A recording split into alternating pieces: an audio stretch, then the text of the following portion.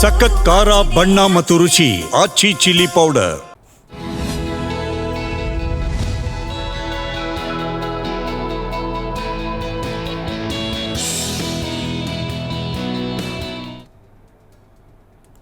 Hi hello ನಮಸ್ಕಾರ. Big boss ಕತೆ ನಮ್ಮ ಜೊತೆ ವಿಶೇಷ ಕಾರ್ಯಕ್ರಮಕ್ಕೆ ಸ್ವಾಗತ. ನಾನು ತೇಜಸ್ವಿನಿ. ಇವತ್ತಿನ ವಿಶೇಷ ಕಾರ್ಯಕ್ರಮದಲ್ಲಿ ನಾವು ನಿನ್ನೆ ಎಪಿಸೋಡ್ ಬಗ್ಗೆ ಮಾತನಾಡ್ತಾ ಹೋಗೋಣ. ಅಂದರೆ ಚೈತ್ರ ಅವರು ವೈಲ್ಡ್ ಕಾರ್ಡ್ ಆಗಿ ಎಂಟ್ರಿ ಕೊಟ್ಟಂತಹ ಸಂದರ್ಭದಲ್ಲಿ ಚೈತ್ರ ಹಾಗೂ ರಜತ್ ಇಬ್ಬರನ್ನು ಕೂಡ ಕ್ಯಾಪ್ಟನ್ಸಿ ಓಟದಿಂದ ಆಚೆ ಇಡಲಾಗಿತ್ತು. ಅದಾದ ಬಳಿಕ ಸ್ಪಂದನ ಅವರ ಪ್ಲೇಸಲ್ಲಿ ಚೈತ್ರ ಅವರು ಬಂದು ಆಟ ಆಡಿದರು. ತುಂಬ ಚೆನ್ನಾಗಿ ಆಟ ಆಡಿದರು. ಅದಾದ ಮೇಲೆ ಸ್ಪಂದನ ಅವರೇ ಕ್ಯಾಪ್ಟನ್ಸಿ ಆದರು. ಚೈತ್ರ ಅವ್ರಿಗೆ ಎಲ್ಲೂ ಬೇಜಾರು ಆಗಿರಲಿಲ್ಲ. ಆದರೂ ಎಲ್ಲೋ ಒಂದು ಕಡೆ ಪ್ರೇಕ್ಷಕರಿಗೆ ಬೇಜಾರಿತ್ತು. ಚೈತ್ರ ಅವರು ಕೂಡ ಕ್ಯಾಪ್ಟನ್ ಆಗಬೇಕಿತ್ತು. ಯಾಕೆಂದರೆ ಎಫರ್ಟ್ ಎಲ್ಲ ಚೈತ್ರ ಅವ್ರದ್ದೇ ಆಗಿದೆ. ಹಾಗಾಗಿ ಅವರು ಕ್ಯಾಪ್ಟನ್ ಆಗಬೇಕಿದ್ದು ಅನ್ನೋ ಗೊಂದಲ ಇತ್ತು. ಕೆಲವೊಂದಷ್ಟು ಬೇಜಾರು ಕೂಡ ಇತ್ತು. ಅವ್ರಿಗೂ ಒಂದು ಕ್ಯಾಪ್ಟನ್ಸಿ ಸಿಗಬೇಕಿತ್ತು ಅಂತ ಪ್ರೇಕ್ಷಕರು ಕೂಡ ಈಗಾಗಲೇ ಬೇಜಾರನ್ನು ವ್ಯಕ್ತಪಡಿಸ್ತಾ ಇದ್ರು. ಈಗ ಬಿಗ್ ಬಾಸ್ ಮನೆಗೆ ವಿಲನ್ ಎಂಟ್ರಿ ಕೊಟ್ಟಿದ್ದಾರೆ. ಇಂಥ ಸಂದರ್ಭದಲ್ಲಿ ಚೈತ್ರ ಅವರಿಗೆ ಒಂದು ಕ್ಯಾಪ್ಟನ್ಸಿ ಸಿಕ್ಕಿದೆ. ಕೆಲವೊಂದಷ್ಟು ಗೊಂದಲ ಜಗಳ ಎಲ್ಲವೂ ಕೂಡ ಆಗಿದೆ. ಇದೆಲ್ಲದ್ರ ಬಗ್ಗೆ ಇವತ್ತಿನ ಕಾರ್ಯಕ್ರಮದಲ್ಲಿ ಮಾತನಾಡ್ತಾ ಹೋಗೋಣ. ಇದೇ ಈ ಹೊತ್ತಿನ ವಿಶೇಷ ಬಿಗ್ ಬಾಸ್ ಕತೆ ನಮ್ಮ ಜೊತೆ.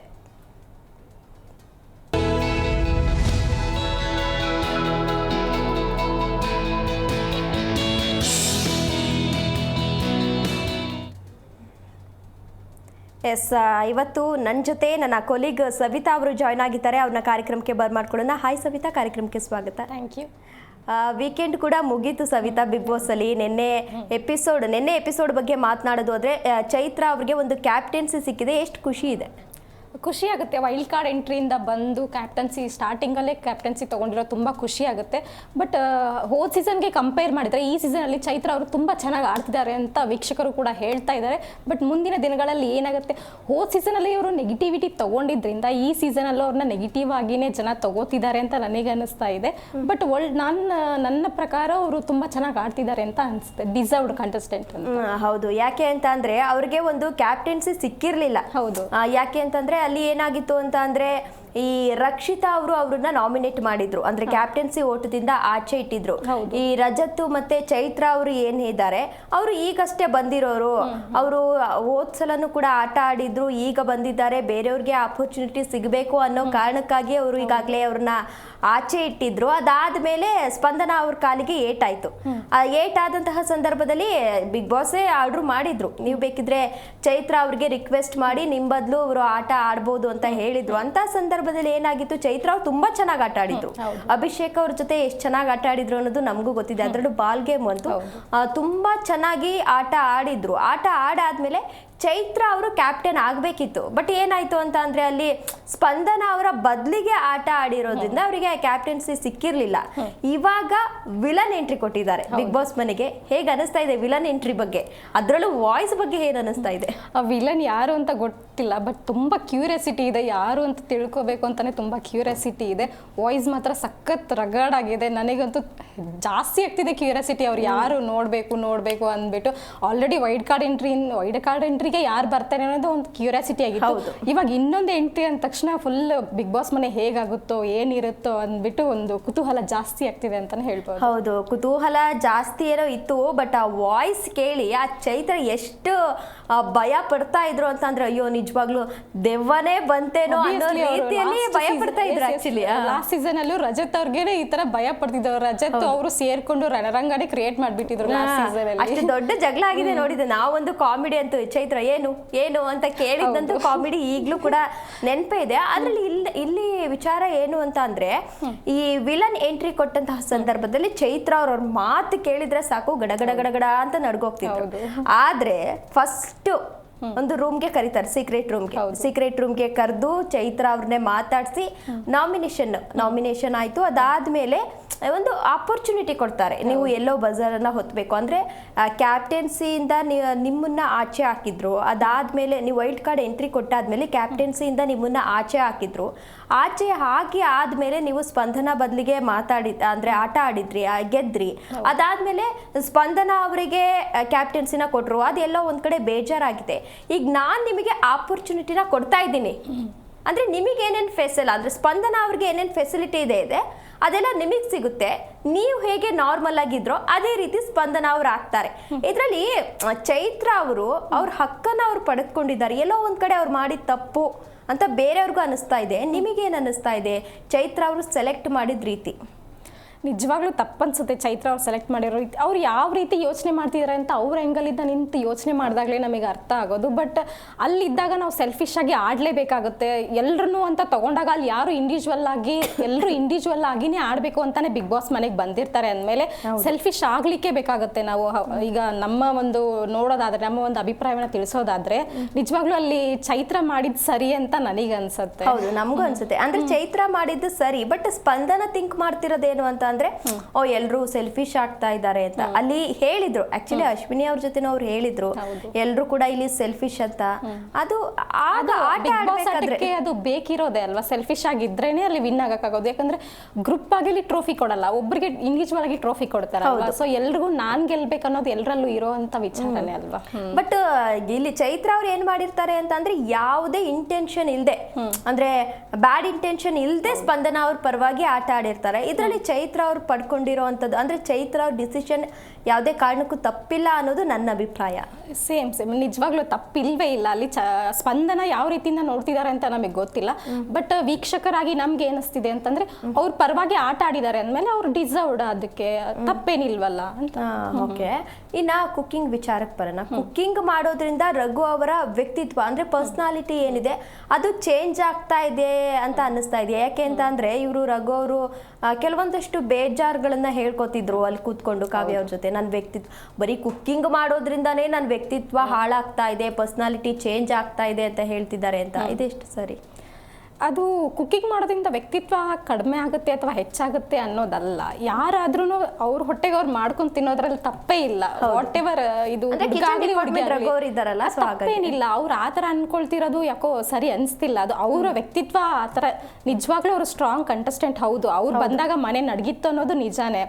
ಬಟ್ ಅವ್ರ ವ್ಯಕ್ತಿತ್ವ ಎಲ್ಲೂ ಕೆಳಗಾಗಿಲ್ಲ, ಯಾರು ಅವ್ರನ್ನ ಕೆಳಗಾಗಿ ನೋಡ್ತಾನೋ ಇಲ್ಲ. ಇವಾಗ್ಲೂ ಅವ್ರು ಸ್ಟ್ರಾಂಗ್ ಕಂಟೆಸ್ಟೆಂಟೇ. ಬಟ್ ಅವ್ರು ಆತರ ಥಿಂಕ್ ಮಾಡ್ತಾ ಇದ್ದಾರೆ. ಅದು ಅವರ ಪಾಯಿಂಟ್ ಆಫ್ ವ್ಯೂ ಅಲ್ಲಿ ನಿಜವಾಗ್ಲೂ ಅವ್ರಿಗೆ ಅನಿಸ್ತಿರ್ಬೋದು. ಅದು ಅಂದ್ರೆ ಅವ್ರ ಅನ್ಸೋಕೆ ಒಂದ್ ಕಾರಣ ಇದೆ. ಯಾಕೆ ಅಂತ ಅಂದ್ರೆ ವೀಕೆಂಡ್ ನಡೆದಂತಹ ಸಂದರ್ಭದಲ್ಲಿ ವೀಕೆಂಡ್ ಅಲ್ಲಿ ಗಿಲ್ಲಿ ಅವ್ರು ಹೇಳ್ತಾ ಇದ್ರು, ರಘು ಸರ್ ಬಂದ ತಕ್ಷಣ ನಾವೇನೇನೋ ಅನ್ಕೊಂಡಿದ್ವಿ ಅವ್ರನ್ನ, ಆದ್ರೆ ಅವ್ರು ಬಂದಿಲ್ಲ ಅಡ್ಗೆ ಮಾಡ್ತಿದ್ದಾರೆ. ಅಲ್ಲಲ್ಲ, ಆ ರೀತಿ ಇದೆ. ನಾವಲ್ಲಿ ಎಲ್ಲದಕ್ಕೂ ಹೊಂದಾಣಿಕೆ ಆಗ್ಬೇಕು ಅಂತಾನೆ ಆ ಮನೆಯೊಳಗೆ ಅವ್ರನ್ನ ಕಳ್ಸಿದ್ದಾರೆ ಅಂತಂದ್ಮೇಲೆ ಆಬ್ವಿಯಸ್ಲಿ ಅವ್ರು ಅಲ್ಲಿ ಟಾಯ್ಲೆಟ್ನು ತೊಳಿಬೇಕು, ಪ್ಲಸ್ ಎಲ್ಲ ಅವರೇ ಮಾಡ್ಕೋಬೇಕು, ಎಲ್ಲವನ್ನು ಅವ್ರು ಮಾಡಲೇಬೇಕು. ಅಲ್ಲಿ ಅಡುಗೆನೂ ಮಾಡಬೇಕು, ಅವ್ರದೇ ಅವ್ರು ಕ್ಲೀನ್ ಮಾಡ್ಕೋಬೇಕು, ಅದೆಲ್ಲ ಇರೋದೇ ಅಲ್ವಾ. ಅದೆಲ್ಲ ಮಾಡಲಿಕ್ಕೆ ಅವ್ರು ಬಿಗ್ ಬಾಸ್ ಮನೆಗೆ ಹೋಗಿದ್ದಾರೆ ಅಂತಂದಮೇಲೆ ಇಂಡಿವಿಜುವಲ್ ಆಗಿ ಅವ್ರು ಅಡುಗೆ ಮಾಡೋದ್ರಲ್ಲಿ ತಪ್ಪೇನಿಲ್ಲ.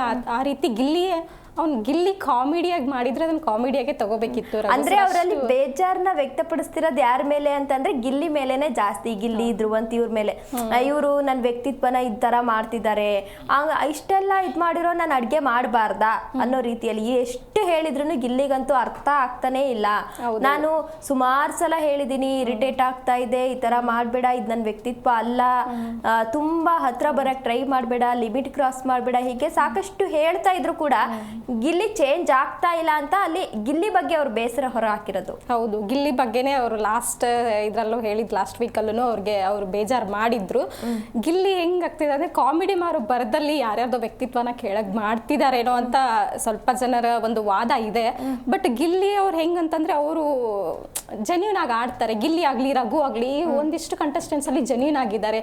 ಅದ್ರಲ್ಲಿ ಗಿಲ್ಲಿ ರಘು ಕೂಡ ಬರ್ತಾರೆ. ಬಟ್ ಈ ಅವರಿಬ್ಬರ ಮಧ್ಯೆ ಈ ವೈಮನಸ್ಸೆ ಇದೆ ಅನ್ನೋದೇ ಒಂದ್ ಸ್ವಲ್ಪ ಬೇಜಾರಾಗುತ್ತೆ.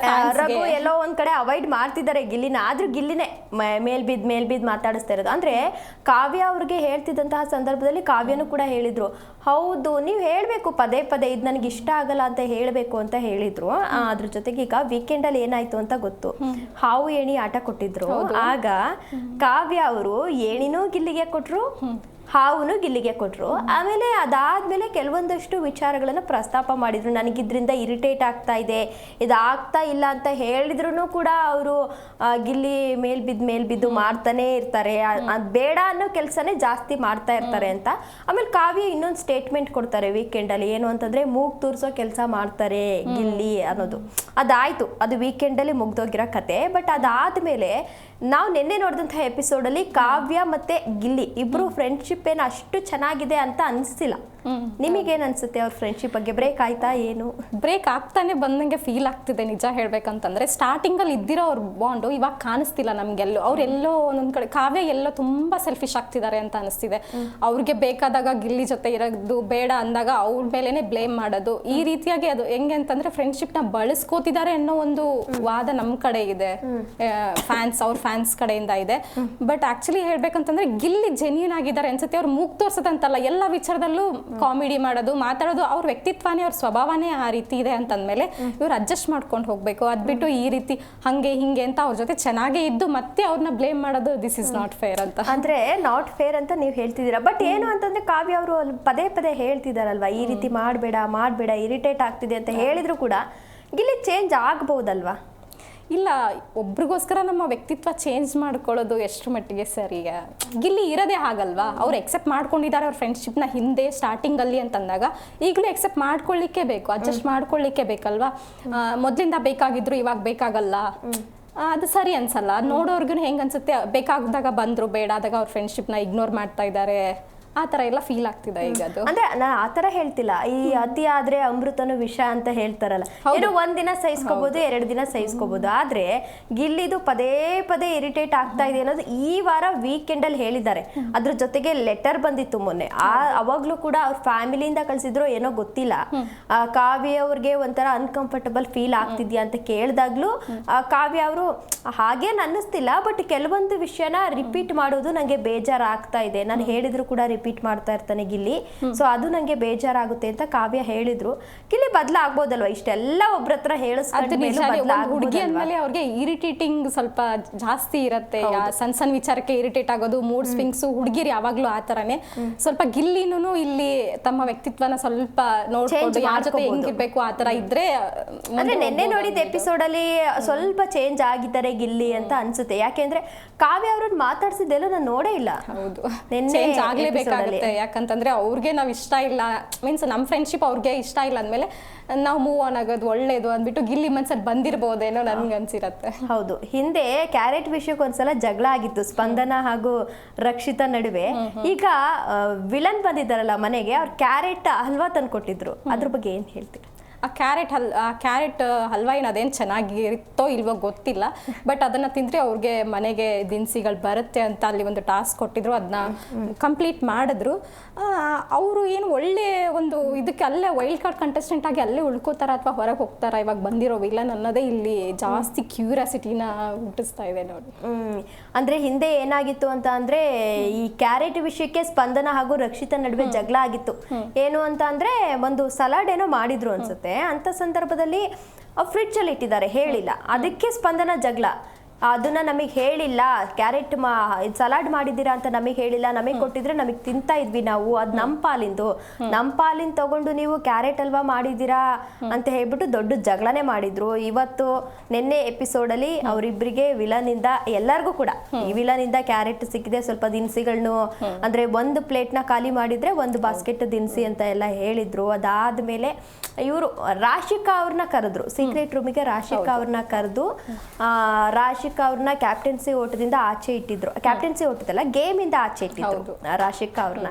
ಆಗ ವಿಲನ್ ಹೇಳ್ತಾರೆ, ಏನ್ ಹೇಳ್ತಾರೆ, ಈ ವಾರ ನಿಮ್ಗೊಂದು ಆಪರ್ಚುನಿಟಿ ಕೊಡ್ತಾ ಇದೀವಿ, ಒಂದು ಅವಕಾಶ ಕೊಡ್ತಾ ಇದೀವಿ, ಈ ವಾರದಲ್ಲಿ ನೀವಿಬ್ರನ್ನ ಕ್ಯಾಪ್ಟನ್ಸಿ ಓಟದಿಂದ ಆಚೆ ಇಡಬೇಕು ಅಂತ ಅಂದ್ರೆ ಯಾರಾದ್ರೂ ಇಬ್ರನ್ನ ಸೆಲೆಕ್ಟ್ ಮಾಡಬಹುದು ಅಂತ ಹೇಳ್ತಾರೆ.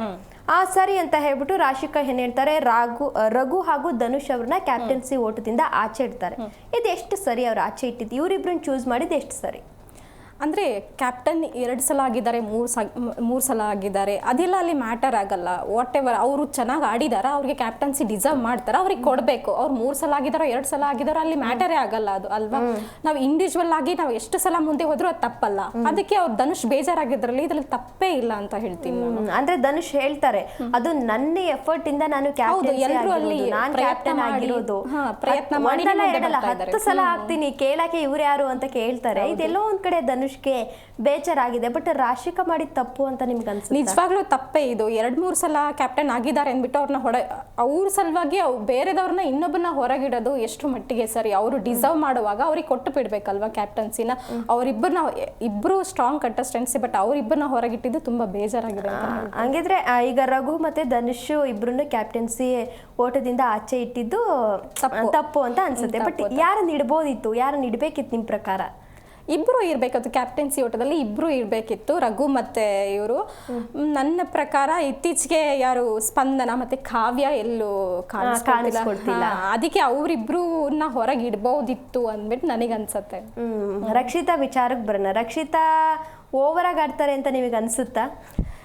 ಅಲ್ಲಿ ವ್ಯಕ್ತಿತ್ವ ಇವಾಗ ಗಿಲ್ಲಿನೇ ತಗೊಂಡ್ರು, ಗಿಲ್ಲಿ ಇರೋದು ಹಾಗೆ. ಎಷ್ಟೇ ಸಲ ಅವ್ರಿಗೆ ವಾರ್ನಿಂಗ್, ಕೆಲವು ಜನದಿಂದ ವಾರ್ನಿಂಗ್ ಆಗಿದೆ, ನನ್ನಿಂದ ದೂರ ಇರುವಂತ ಕೂಡ ಹೇಳಿದ್ದಾರೆ. ಬಟ್ ಗಿಲ್ಲಿ ಅದನ್ನ ಸರಿ ಮಾಡ್ಕೋತಿಲ್ಲ. ಅದೇ ರೀತಿ ರಕ್ಷಿತನೂ ಒಂದ್ಸಲ ಚಿಕ್ಕವಳು ಅಂತ ಹೇಳ್ತಾರೆ, ಬಟ್ ಅವ್ರು ಇರೋದೇ ಹಾಗೆ. ಅವ್ರ ಭಾಷೆ ಆಗಲಿ, ಅವ್ರ ವ್ಯಕ್ತಿತ್ವನೇ ಆ ರೀತಿ ಅಂತಂದ ಮೇಲೆ ಅವ್ರು ಏನು ಅನ್ನಕ್ಕಾಗಲ್ಲ. ಅಲ್ಲಿ ಅವ್ರು ಇರೋ ತರ ನಾವು ಎಕ್ಸೆಪ್ಟ್ ಮಾಡ್ಕೋಬೇಕಾಗುತ್ತೆ. ಬಟ್ ಗೇಮ್ ವಿಚಾರ ಅಂತ ಬಂದಾಗ ರಕ್ಷಿತಾ ಚೆನ್ನಾಗಿ ಆಡ್ತಾರೆ. ಕಂಪೇರ್ ಮಾಡಿದ್ರೆ ಸ್ಪಂದನ, ಕಾವ್ಯ ಅವ್ರಿಗೆಲ್ಲ ಕಂಪೇರ್ ಮಾಡಿದ್ರೆ ರಕ್ಷಿತಾ ಅವ್ರು ತುಂಬಾ ಚೆನ್ನಾಗಿ ಆಡ್ತಾರೆ. ಆಮೇಲೆ ಇನ್ನೊಂದು ವಿಷಯ ಏನಾಯ್ತು ಅಂತಂದ್ರೆ, ನಿನ್ನೆ ಎಪಿಸೋಡ್ ಅಲ್ಲಿ ಇದು ನಾಮಿನೇಷನ್ ಪ್ರಕ್ರಿಯೆ ಇತ್ತು.